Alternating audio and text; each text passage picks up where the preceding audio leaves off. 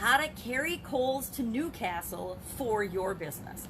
How can you use this idiom and this expression, first we got to know what it means, to grow and build and supersize and create the business that you're trying to create here in the world. Well, carry coals to Newcastle, this is one of those idioms that has been around for centuries, literally hundreds of years, and I had no idea what it means, and I don't think I've ever heard it. I know that no one has ever said to me, hey, you're carrying coals to Newcastle. What does that even mean? Well, this is an idiom that was popular in the 1500s because at that point, for 400 years already, people in England, in the UK anyway, knew that Newcastle was the home of coal mines. Lots of coal being produced in Newcastle. And for 400 years at the time, in 1500 when the expression became popular, and has been popular ever since. Because supposedly everybody knows that Newcastle is famous for coal and produces coal. So why would you take coal to Newcastle? Why would you carry coal to a place that's already full of coal? It's like taking ice to an Eskimo or snowballs to somebody that lives up north in the winter like me. Giving flowers to a florist. Have you ever walked down or been driving in the rain and you see all the sprinklers going crazy? Well, now you have an expression to describe what that is. It's pointless. So anything that's unnecessary, to do something that's totally unnecessary, or to bring something to a place that's it's already plentiful. Have you ever gone to a picnic or an outdoor potluck and brought, the 28th potato salad? That would be an example of carrying coals to Newcastle. So how do you use this in our businesses? How do we use this in our businesses? How have I used it in my businesses? Because I definitely have done and experienced some pointless activities in my corporate career as well as in my businesses, the different businesses that I've been involved in over the decades.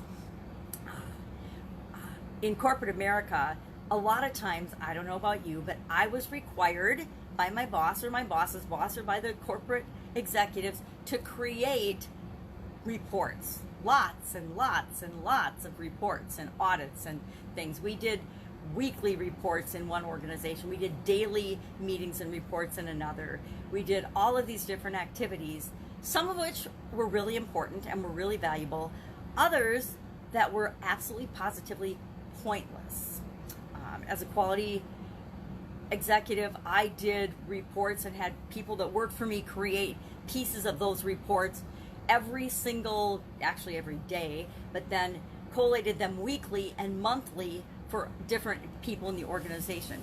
And when things were acted upon, you felt like it was worthwhile, but when you do months and months of reports and never got any feedback, never heard a word, never got any questions or anything from the reports, you start to wonder if it's a pointless activity. Now, I discovered in my own business when I started really getting into the food manufacturing business, I left corporate America, and of course I was going to corporatize it and make it a lot more streamlined and add some more systems and procedures. And one of the things I did was I started collecting a lot of data and a lot of information. And after about a year of that, running myself ragged doing certain things, I realized I wasn't using that information for anything. I was collecting all this detailed data and never using it to make decisions, not doing anything with it. And so I decided I was going to stop doing that and eliminate that activity because it was pointless. If I'm not making any decisions based on it, it's just pointless activity that was eating up my time and my life.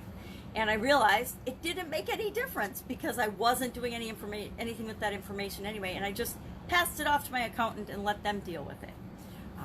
That would be an example of delegating. So how do we do this? There's pointless activity to us, and then there's activities that have to be done because there really is a purpose for them, but we don't have to be the one that does them. In my organizations and in your organization as well, we always want to be on the lookout for those things. Each of us individually, but then as an organization as well. We don't want to have anyone in our organization doing busy activities just for the sake of doing busy activities. That's totally inefficient and a waste of resources. It's a waste of their human potential. It's a waste of their brain power. It's a waste of the human element that could be used and added to some other way in our organization to make it a lot more powerful.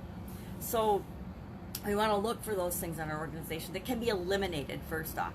If they can't be eliminated, is it something that has to be done And can it be automated? Is there a way to automate the process to make it simple and easier? Maybe we break it down. Maybe we find a machine or a data collecting device that can collect the data for us automatically and then analyze it via computer or something. That would be an example of automating the information or the activity. Sometimes somebody needs to push a button on some frequency to collect a data point. Well, heck, we can totally automate that. Then we look for things that can be delegated or outsourced. There are things that we have to do all the time, but we don't personally have to do them. I always think of things around the house to compare this to, because everybody can relate to that. There's things around our house that have to be done, like mowing the lawn, cleaning the house, doing the dishes, cleaning the bathroom, doing the laundry. All of those things need to get done to make our lives work, but I personally don't have to be the one to do them, and maybe you don't either. So can you delegate that, or can you outsource it? You can always take your clothes to a laundromat or to a cleaner's, right? You don't have to be the one washing and drying and folding and ironing them. I gave up that stuff a long, long time ago. So can I delegate it or can I outsource this? If we ask ourselves this for our organization, we're becoming more and more efficient and more effective. And are we becoming more specialized and more focused? Absolutely. And of course, being more specialized and more focused means we are relating to the people that we're here to serve. We're not here to serve everybody. One of the most futile activities we can do in our businesses is act as if our products or services are for everyone on the planet.